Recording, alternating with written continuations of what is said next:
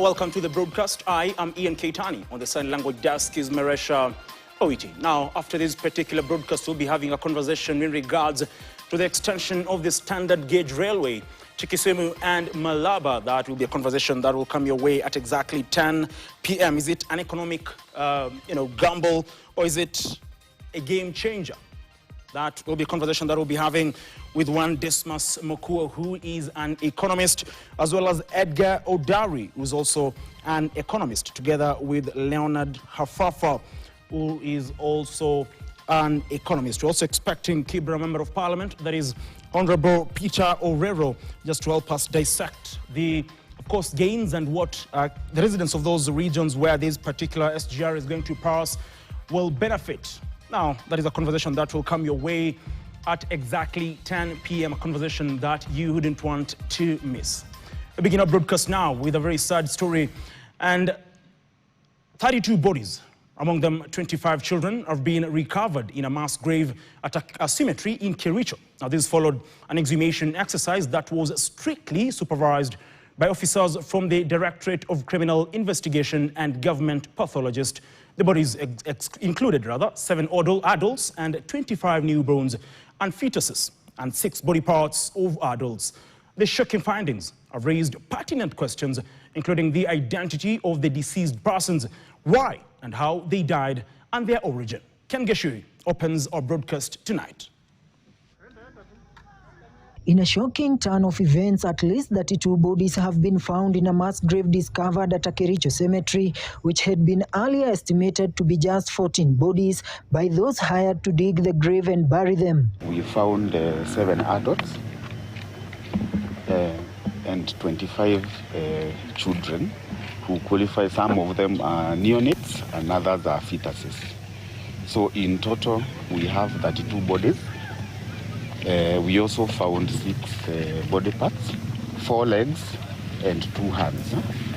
So those ones, we are going to analyze them. The director of the homicide unit at the DCI, Martin Nyuguto, in collaboration with government pathologists, led the exhumation exercise, attracting hundreds of curious residents. We hope that they will be as transparent as they have been so far by allowing us to monitor the exhumation, so that there is some public trust that this process was very transparent, and whatever outcome or report that will give, the public will have confidence in that report. Despite heavy rains disrupting the exercise, the officers managed to exhume the bodies, which have been preserved at the Kericho mortuary ahead of post-mortem examination and identification as directed by the court. The autopsy on those bodies will have to be done to ascertain the cause of death for each one of them. We are also not sure of the number. Sababu tunaambiwa kwa other body bags, there could have been 2 or 3 bodies. Others had parts of bodies, so we are not sure. The cemetery is owned by the National Council of Churches of Kenya, which has distanced itself from any knowledge of the burial of the bodies done on March 20th this year. So kama kanisa tungependa watu watoke direct na to own responsibility, the county government, the national government, watuambia watu wamezikwa hapa ni kina nani, ni nani aliwaleta, na kwa nini akuje kuwa na proper communication. The discovery of the grave has reignited fears of extrajudicial killings and cult-related activities, with residents calling for investigation report to be made public once complete. And at this point in time, we are not ruling out anyone being behind what has been buried here, including the police. We can't rule them out. As churches, we are living in the era ya mambo ya shakaola. So every time we are this kind of happening, we are scared maybe it could be something else more than what we are seeing. The bodies are believed to have been collected from mortuaries in Nyamira County, where they had remained unclaimed for a long time, with more questions arising as just a fraction of the total bodies recovered had been declared by the county government while seeking a court order to dispose them. Ken Geshui, KTN. Tonight, a tug-of-war has emerged between opposition leaders and President William Ruto over the woes surrounding former Cabinet Secretary and Jubilee Secretary General Raphael Tuju. President Tuju is accusing the opposition leaders of behaving as scavengers by trying to take advantage of Tuju's troubles. According to the president, Tuju needs good advice and honest funds. But according to the opposition leaders, President Ruto is to blame for Tuju's woes and should keep off. Our reporter Vera Mora with our story, including how the former CS spent his night in the cells last night. Wameenda kuangaisha Tuju. Wanaenda kumwambia Tuju enda jifiche kwa bedroom yako alafu enda sema ati umekuwa abducted. Just imagine. Tuju needs honest friends. This is how President William Ruto broke his silence regarding the disappearance and resurfacing of former Cabinet Secretary Raphael Tuju in what the police are now calling self-abduction. He doesn't need scavengers who are trying to scavenge about the misfortune of a citizen. Wale watu wanatafuta maarufu kwa shida ya Mkenya mwenzao. Ruto's remarks appeared to rattle the opposition leaders, who quickly hit back, claiming the president is the one tormenting Raphael Tuju. Kwa sababu yeye anasema ni rafiki kamili wa Raphael Tuju, basi atusaidie aondoe askari polisi wake. Kama sisi ni scavenger, kuna voucher mwenyewe. But since it's a voucher, let him drop the title deed, ya property ya Mheshimiwa Tuju.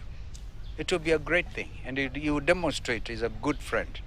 Additionally, the leaders now allege that President William Ruto is behind a scheme to dispossess Tuju of his current property, sparking the troubles he currently faces. If we are scavengers, then you are the vulture. Because Raphael Tuju believes that you, Dr. William Samoei Ruto, has a proxy called Chebet, and we know you are linked to Starbucks. And what we are hearing about, the person who bought Tuju's property, is a front for you, Bwana President. Meanwhile, Raphael Tuju's ordeal between Monday 1 p.m. and Tuesday noon paints a disturbing picture. Police initially blocked medical access, leaving Tuju in pain after sustaining back injuries from a push and pull during his arrest.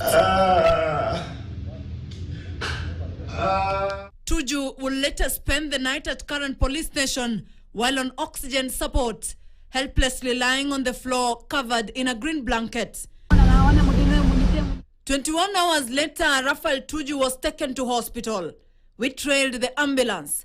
No police escort, no rush. So we ask, who finally gave the current police station permission to release the patient in their custody? And why wait for that long?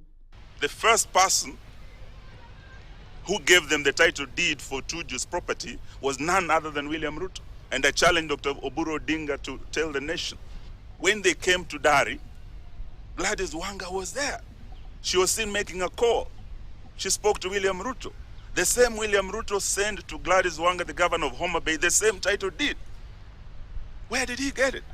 Kenyans are now waiting to see which direction this scandal will take as DCI detectives continue investigations and the courts prepare to hear the case of the alleged self-abduction. Vera Mora, KTN.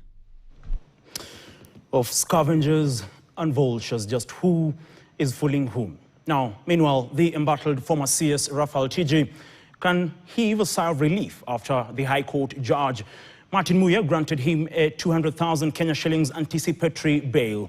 This means Tuju is now cushioned from police arrest after moving to High Court to block police from either arresting him or charging him. Now, still on the same case, a Kibra court will tomorrow decide whether the former CS will be charged in absentia or not. Tuju's defense team told Kibra Chief Magistrate Stella Atambo that the court cannot proceed to prefer charges against Tuju in his absence, while the prosecution argued this was in order. The Chief Magistrate noted that both sides had raised weighty issues, but ordered that the accused must be given proper medical attention. Alano Chanda reports. Easier as possible for the court. A packed courtroom where embattled former Cabinet Secretary Raphael Tuju was supposed to be arraigned early today, but failed to take off as he remains indisposed and admitted at the current hospital. Tuju's lawyers, led by former Vice President Kalonzo Musyoka, put up a spirited fight to block the court from pressing any charges against the former Cabinet Secretary, arguing that his absence means the court lacks jurisdiction on the matter. What we saw yesterday was real force, brute brute force, abducting a Kenyan citizen because he has served at senior levels, and then because of that, Your Honor, in the absence of Mr. Tuju, not to proceed in any manner with this unfortunate prosecution. When an accused person who was in the custody of the state is not before court, Your Honor, my mind informs me that there cannot be a charge before you, because the legal foundation of a charge is the presence of a suspect. The prosecution, however, averred that charges can be pressed even though the accused was absent. One of the innovative inclusions of the new constitution is that a case can proceed even to conviction in the absence of an accused person. I will give my ruling tomorrow, the 25th of March, 2026 at 12 o'clock. In the meantime, let the patient or the suspect, Honorable Tuju, whichever you please, be availed comprehensive, proper medical attention to avoid further injury and or deterioration of his health. Tuju's advocates told the court he was mishandled, which rebooted a spinal injury he sustained in a road accident 5 years ago. Tuju was arrested yesterday after resurfacing in what the DCI believe was a stage-managed abduction. Whether it is lawful or not for the prosecution to prefer charges against Raphael Tuju in his absentia will be determined tomorrow, Wednesday, by the principal magistrate, Stella Atambo. Alan Ochanda, KTN at Kibra Law Courts in Nairobi. Now, the alleged self-abduction of former Cabinet Secretary Raphael Tuju is not the first in the country. Several similar incidents have happened in the country where politicians disappear before re-emerging to claim they had been abducted. Now, among the well-documented cases are those of Juja Member of Parliament George Koimburi and blogger Diangui Kinyagia. And now, legal experts are warning of possible charges against those staging abductions and giving false information to authorities. Catherine Imuraget reports. The Directorate of Criminal Investigations conclusively, and I'm saying this without an iota of doubt, that Honorable Raphael Tuju was physically present within his residence throughout the period in question. The rising cases of staged abductions in the country continue to spark public anxiety and unnecessary panic, even as authorities move to charge perpetrators with giving false information to authorities. Former Cabinet Secretary Raphael Tuju is the latest casualty, joining a growing list that includes Juja Member of Parliament George Koimburi and blogger Diangui Kinyagia. All these three have been arrested and charged with providing false information to the police. Legal experts now warn that such offences could attract significant penalties. Tuju will be charged under this offence. What does the law say? Section 129, false information to a person employed in the public service. On Saturday, Tuju was reported missing after his family raised the alarm when his phone went off and his car abandoned in Nairobi. He resurfaced 48 hours later, claiming he had sought a refuge with a family in Kiambu after being trailed by unknown individuals in an unmarked vehicle. Tuju was arrested a day after reappearing. Authorities say the abduction was staged, fueling fears and public concern. Last year, investigations revealed that Juja MP George Koimburi staged his own abduction to evade arrest in connection with a land fraud case. Your Honor, I seek your protection because I fear for my life. Another case involved a blogger Kinyagia, who reportedly went missing from his home in Kino, Kiambu County on June 2022. Neighbors had told the Law Society of Kenya that he was forcibly taken by individuals believed to be security officers, triggering national concern and a court directive demanding his presentation in court. This is a trend, if not checked, it can bring disharmony in the country. And therefore, Wakil Omar is not saying Tuju has no legal recourse.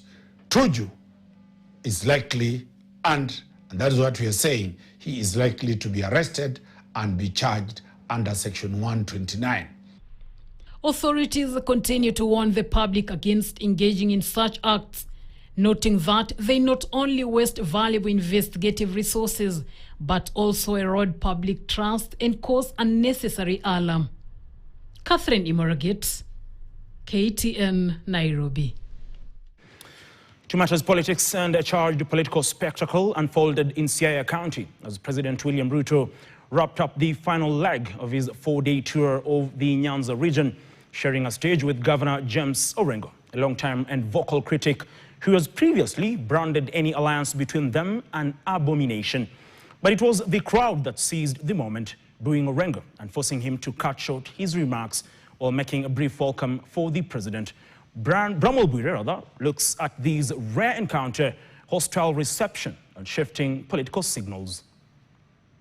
When President William Ruto arrived in Usenge, Siaya County for the groundbreaking of the Usenge Pier, the spotlight quickly turned to Governor James Orengo. A vocal government critic, Orengo's presence marked a shift, coming just days after he skipped a presidential event protesting the arrest of his aides, which he termed unconstitutional. But as Orengo took to the podium, section of the crowd heckled and booed the governor, forcing him to cut his speech short, limiting it to brief greetings and a quick welcome to the president. Wewe kama president wa Kenya, tumekukaribisha Siaya. Na urudi. Mimi nina siasa zangu, naomba ukirudi uendelee kurudi Siaya. Siaya oye! The moment highlighted underlying political tensions, even as the two leaders shared a stage in a rare show of engagement. To many, the meeting reflected strategic positioning rather than reconciliation. Mimi nikileta report hapa iko makosa. For President Ruto, the visit marked the final day of his 4-day tour in Nyanza, coming immediately after a similar tour of Western Kenya. Nasikia kuna watu wengine wanasema sijui no term, wengine 1 term, wengine 2 term, wengine long term. Mimi nawaambia hawa jamaa, sio nyinyi mtaamua, ni hawa wananchi wataamua. Kwani ni wale matapeli ndio wataamua? Si nyinyi ndio mtaamua? Hata kama sisi viongozi bado tunasita, bado tunayumba, hawa wananchi watanyorosha sisi mpaka tufuate line tukusupport. Na umeanza kuona wananchi wa Siaya, wananchi wa Nyanza wameamua. The back-to-back visit have sparked debate, with critics terming them early vote hunting missions ahead of 2027, while allies frame them as efforts to promote national unity and development. Mimi nina siasa zangu. For Orengo, the appearance signaled a balancing act, engaging the national government while maintaining his opposition stance. Hey! And as the road to 2027 begin to shape, such moments may define a shifting political landscape where rivals meet not in agreement but in strategy. Bramwell Bwire, KTN, Siaya. Eyes on the 2027 polls now, and pressure is mounting on the electoral body, IEBC, to bolster its staff numbers to cope with the high number of Gen Z youth registering as voters. The IEBC appears overwhelmed following the surge in numbers of youth registering as voters due to an ongoing Niko Kadi campaign aimed at effecting change in the forthcoming elections. Young voters continue to throng various centers, outnumbering the available IEBC staff. And as Martin Opio reports, politicians have been told to keep off from the campaign. Kibra constituency. The Gen Z wave under the banner Niko Kadi was on the ground with efforts to mobilize the young population to register as voters. Just as they did during the protest against the 2024 finance bill, mobilization was done online, with many turning up to register, numbers that appeared to overwhelm IBC staff. Why is it that IBC is not ready to register people while the same IBC was calling us out for not registering as voters? Right now, tumekuja hapa in large numbers. We have only 2 IBC clerks And that means that when the rain starts falling, itatunyeshea hapa, or some people will definitely go back home minus registering as voters. So I would urge the IEBC, number one, to increase its staff resources. That is number one. So to cover almost all populations, because this is one of the ways in which voter suppression happens. When the youths are not able to register themselves effectively because of the insufficient number of staff. The IEBC has been accused of failing to adequately prepare. Politicians and the IEBC have been warned against interfering with the upcoming elections. Hakuna mkono itakuwa ya kushake. Saizi utahave kushake 50 million Kenyans mkono. Hakutakuwa na monkey business. Tunataka kubadilisha nchi yetu. Either they like it or not, kuanzia wale viongozi wa juu hadi chini. Term ni moja. Hata ukuwe mzuri dakika ya mwisho, hata ukuje dakika ya mwisho uombe msamaha. Tunafagia wote. Hatuendi kutolerate by the way. Hapa niko kura, unaona hii ni kura by the way. Tunawambia tuko kadi tayari. The Niko Kadi campaign has mobilized thousands of young people, challenging the notion that Gen Z do not turn out to vote. Politicians seen attempting to hijack the movement by using the tag Niko Kadi have also been told to keep off. The president must say that ako kadi, but if you play the game of cards, unajua kuna poka, si tuko poka. So tutaona kwenye ataenda. And kama ako kadi ni red card. This time ni sisi tuna vote, si wazazi wetu. Na mimi naambia tu wazazi kama uko about 50 years, please weka kwa nyumba, hatukutaki kwa line. Sisi vijana tuko wengi, we can vote. The youth insist that this time round they will not only vote but also vie for leadership positions. We are ready for 2027. We are ready should any by-election come. We are ready to be in those offices. And also, Tuko Kadi is not only for registering and voters. Tuko Kadi also encompasses the young leaders who want to step and lead the country. The exercise continued in various areas, including Kasarani and Langata. At the IEBC headquarters, large crowds turned up, forcing some to queue outside the offices. There's been this notion that our votes don't matter. No, like the Gen Zs, our millennials, but now we have turned up in mass numbers, as you can see behind me. It's high time we actually stood our ground and took accountability for the future we actually want, voting leaders who will actually work for the people instead of against the people. The IEBC is expected to officially launch mass voter registration next Monday. Martin Opio, KTN. Of course, the big question is whether the young generation will indeed walk the talk and turn out to vote in the August 2027 general election. Of course, the turnout of the young generation during the by-elections held recently or late last year was not as impressive, but it appears the resolve to ensure they turn out in large numbers to vote in August 2027 is very, very clear. Now, on that note, we take a brief breather, but just to remind you, we'll be having a conversation regarding the extension of the standard gauge railway to Kisumu and Malabar. Like I said, we'll be joined by one, Dismas Moko, who is an economist, as well as Edgar Odari, who is also an economist. We'll also be joined by the Kibra Member of Parliament, Honorable Peter Orero, as well as Leonard Hafafa, who is also an economist. We're taking a brief breather now. We'll be back with more. Do stay with us.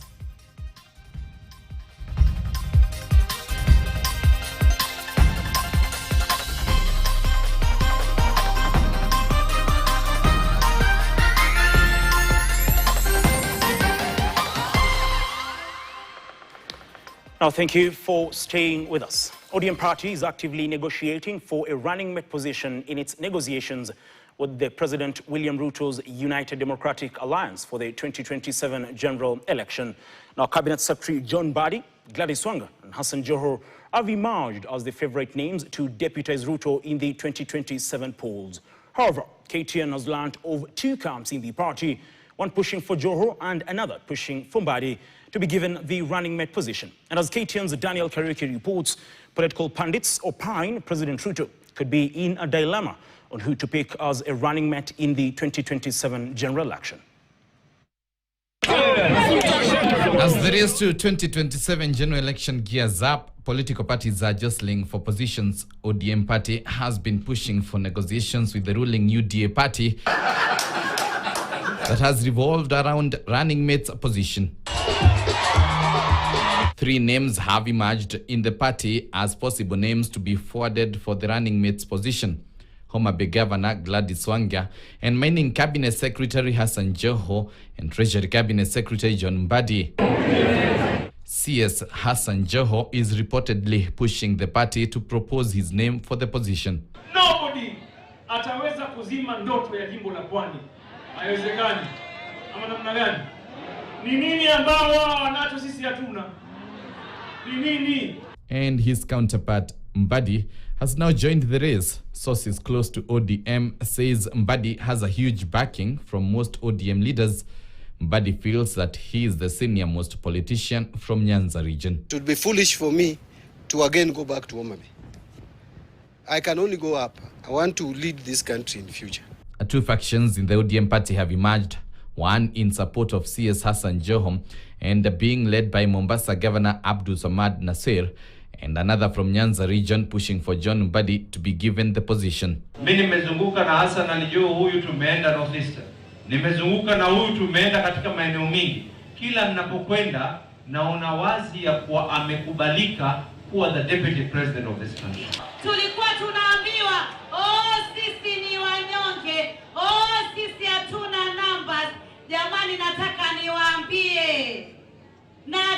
niwaambie huyu Ali Hassan Joho alitetemesha utawala uliopita. Huyu Mbadi nimeanza naye bado akiwa yeye ni accountant tu, hakukuwa mbunge. Nilianza kutembea na yeye, nikakuja hapa kumkampenia mpaka akafaulu akaingia bunge. Na mimi nimekaa na yeye mpaka sahihi. Na rais, mimi ninakuambia tumekupatia hawa vijana wetu ambao ni cream ya party yetu. Hawa ni cream ya party yetu. Political commentators say jostling for the position may split the ODM party further and leave the party disjointed ahead of the coalition talks between UDA and ODM. The only thing Ruto can do if he sees is drowning, he can go for a Muslim running mate. That will be a game changer. However, President William Ruto's challenge is to balance satisfying the influential Mount Kenya region, which provided the bulk of his votes in 2022, while expanding his voter base in regions like Nyanza. It is not known whether he will drop his current DP, Professor Kithure Kindiki, from Mount Kenya East region. Kindiki's job is safe. Ruto cannot take a gamble. If you give a Luo the Luyas, say you were there before them, we supported you in 2022, how can you come and give a Luo? You give a Luo, Luos are up in arms. So you remain with Kindiki. The race for 2027 running mate position will emerge as a significant political headache characterized by high-stakes maneuvering, potential fallout, strategic overtures to the two parties, ODM and UDA. Daniel Kariuki, KTN. Now, the country is bracing for an impending fuel shortage following the ongoing war in the Middle East, pitting Iran against the United States and Israel and other states. The effects of the war are slowly starting to be felt in the country, with some petrol stations within Nairobi city not having fuel, and in others, there is a ceiling for the amount of fuel a motorist can purchase. This is happening as Kiaru MP Ndindi Nyoro calls for the removal of the 7-shilling fuel levy and 8% VAT, saying they are driving up pump prices despite global oil prices dropping from $116 per barrel in 2022 to below $55 per barrel in 2025. Agutu Rosa reports. Some petrol stations within the city have reported not having any fuel in what is being attributed to the war in the Middle East.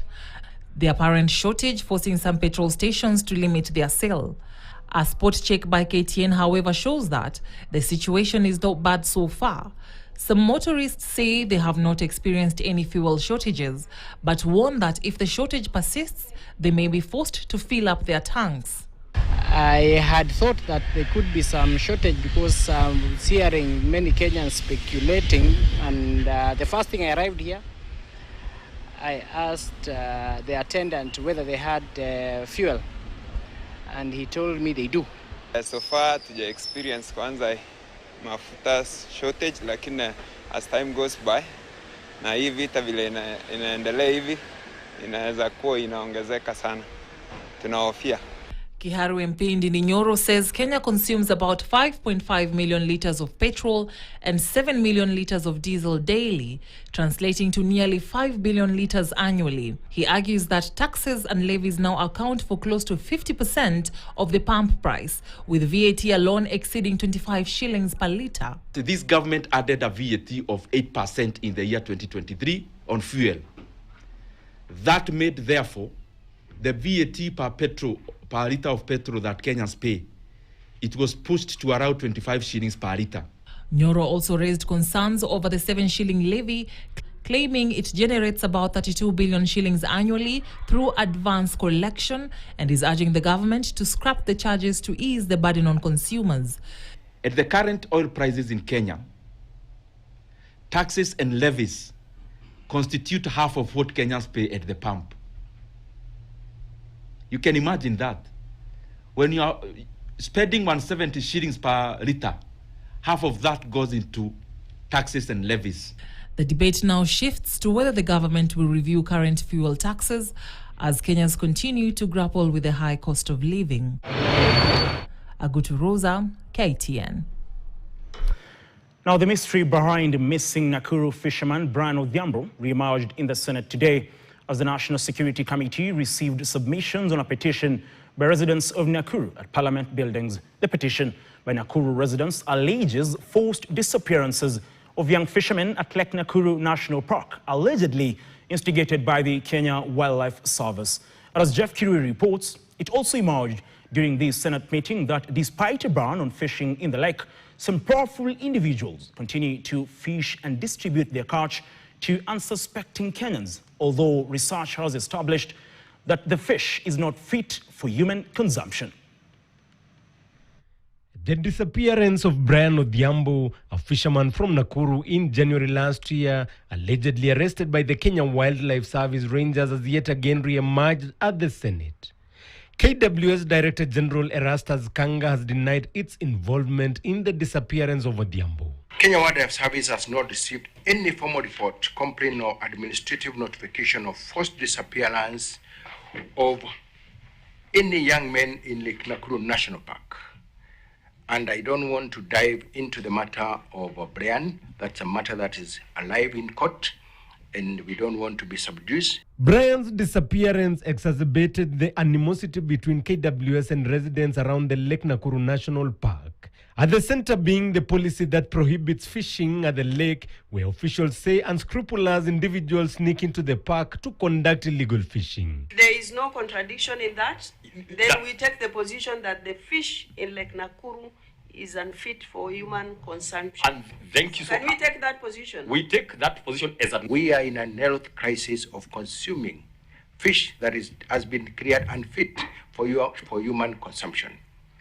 And I take exceptions on that. We've tried to enforce the law, but because of activism, people are still continuing to get fish. People are selling poisoned fish to unsuspecting Kenyans, particularly in Nairobi and other cities. Among the reasons that informed the ban on fishing at Lake Nakuru is a research conducted by Kenya Fisheries Services that established that the fish is unfit for human consumption due to water pollution emanating from its tributaries. Are leaving Lake Nakuru even today to various destinations, refrigerated. These are serious businessmen who have invested in refrigeration machine.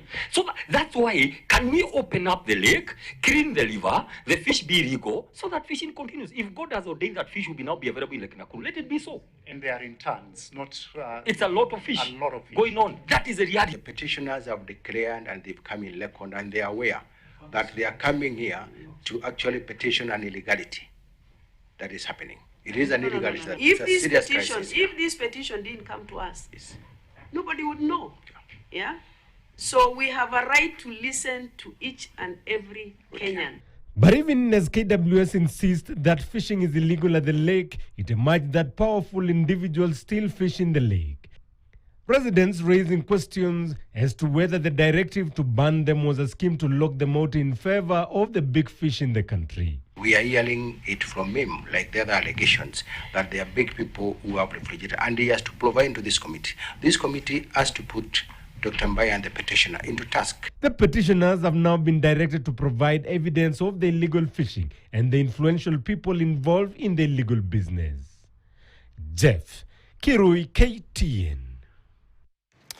Well, on that note, we take our second breather. But before we do, just like is the norm, let's have a look at what Kenya's bold newspaper, The Standard, has in store for you tomorrow morning. And on the front page, they say custody horror. They go ahead to say brutalized. The dramatic arrest and detention of former Cabinet Secretary Raphael Tuiju has ignited a storm over police conduct after he spent hours in a cell despite deteriorating health. Lawyers say he was denied hospital care until his condition worsened, raising fears over custodial treatment. Now, even as detectives pursue charges of false reporting, the saga has spiraled into high-stakes clash over rights, due process, and political power. That is a story that you'll get on the front page of Kenya's bold newspaper, The Standard, tomorrow morning. Be sure to, of course, grab a copy for yourself to get full details in regards to that and many other stories, not only here in the country, but also across the borders. We take a brief breather now. We'll be back with what is happening, what is the latest from the world of business with Noah Kipkemboy. Do stay with us.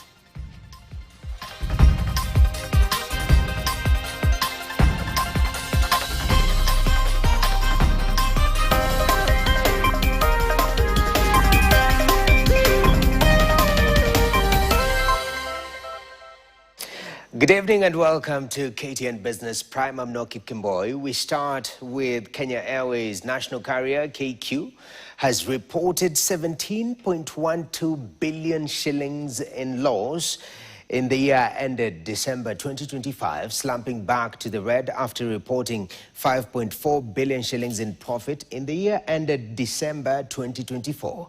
Even though the national carrier's operational cost reduced from 171.8 billion shillings in 2024 to 167.08 billion shillings in 2025, it is the reduction in income that drove the carrier to losses, dropping from 188.4 billion shillings in 2024 to 161.4 billion shillings last year. Yes, we have room to improve. We have, and we admit, we had a lot last year, and I'll speak about it later. But despite the capacity, which is less than 2019, which is pre-COVID, despite the capacity, which was about 80%, 20% less than 2019, we've done the third highest revenue, top line, ever in the history of Kenya Airways. That means the staff worked very hard. If you fly in a certain manner, when there is tension in that country, then you are forced to use a longer route. And as a result of that, navigation costs go up, fuel consumption on the aircraft go up. So there are costs which, as much as you have grounded fleet, you will still incur those costs. We also had weather conditions. And when you have weather issues, you'll turn back aircraft, you'll not be able to fly in some places. Like recently, I think we had, was it Rwanda, Kigali? We're not able to fly, so you fly there, you can't land, you come back. Now, on matters energy, petroleum dealers have threatened to stop the supply of fuel countrywide unless the Energy and Petroleum Regulatory Authority hikes pump prices.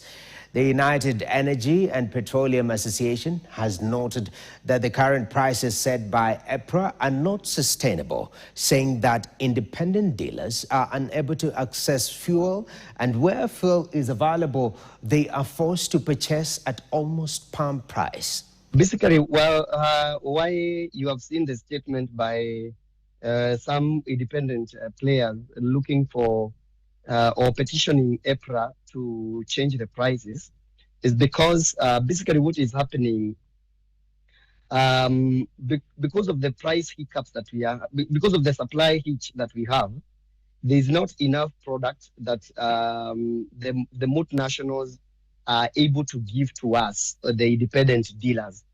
And one of the biggest reasons why they are not able to give to us as the independent dealer is because there was introduced a subsidy at the pricing of the 14. And so they are not able to sell, because subsidy basically means sell at a loss, the government will compensate that loss. So that did not put in place what we call the wholesale capping. Wholesale capping is the price the multinationals sell to the independent petroleum dealers. Now moving on swiftly, with over 4.4 million Kenyans living with some form of disability, representing a massive untapped consumer and labor market, Safaricom convened a meeting of HR leaders and inclusion advocates at the Michael Joseph Center. According to Florence Nyokafi, the Group Chief People Officer at Safaricom PLC, an inclusive workplace isn't just a moral choice, it is a competitive necessity in the 2026 global economy. Disability inclusion is a pressing priority in Kenya. If you look at the 5% ambition and the 1.4, the gap does exist. Inclusive workspaces, which is my second point. Inclusive workplaces, they don't just happen and they don't just do good. They are good for business. They help us attract a broad, untapped pool of talent. It doesn't matter where you are, start where you are. And inclusion is not only the right thing to do, it is the smart thing to do.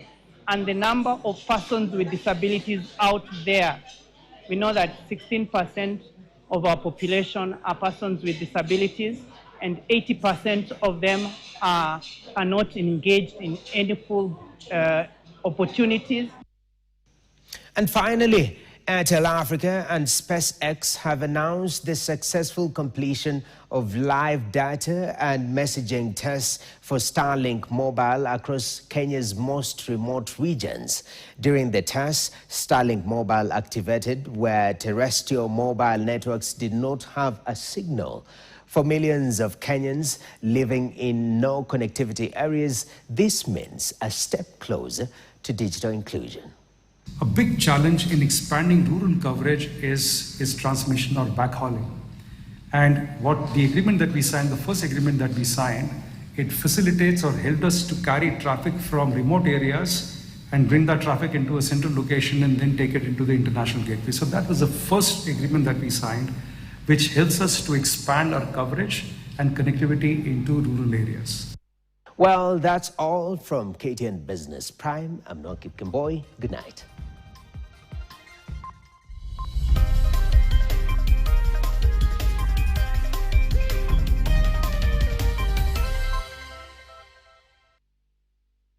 Nourishment is about